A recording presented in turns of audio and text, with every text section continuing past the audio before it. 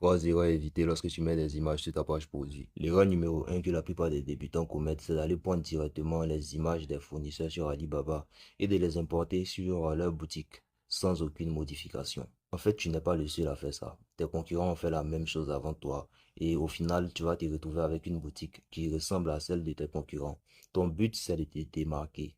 Donc, tu ne peux pas te permettre d'avoir la même page produit qu'eux. Fais un effort, va dans Canva, tu modifies les images, ou bien si tu es paresseux, tu fais ça avec l'IA.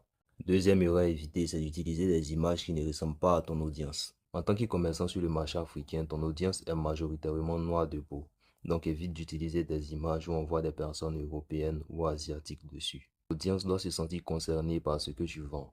C'est vrai, c'est un petit détail, mais c'est important. Ça aussi, c'est un petit problème que tu peux régler avec l'IA. Il suffit d'importer l'image en question sur une intelligence artificielle, Gemini par exemple, et tu lui demandes de remplacer la personne sur l'image par une personne de peau noire. C'est simple. La troisième erreur, c'est lorsque tu mets des images du produit, mais tu ne mets pas les résultats. En gros, tu mets juste le produit comme ça sur ton site, sans aucun contexte. On ne sait pas ce que le produit fait. Le but ici, là, c'est de communiquer à travers les images. Les clients doivent comprendre les bénéfices du produit rien qu'en regardant les images.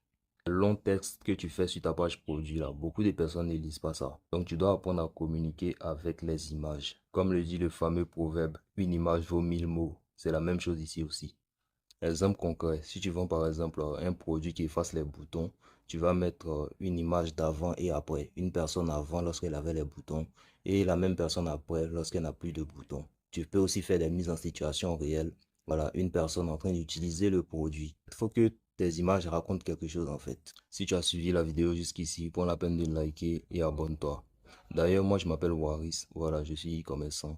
Avant d'être dans l'e-commerce, j'étais dans la création de sites web pour les entreprises et pour les e-commerçants. Mais la plupart du temps, mes clients étaient des e-commerçants. Donc, je sais à quoi ressemble un site web qui convertit. Donc, je vais beaucoup parler de conversion et d'utilisation d'intelligence artificielle dans l'e-commerce. Donc, si tout ça t'intéresse, tu es au bon endroit.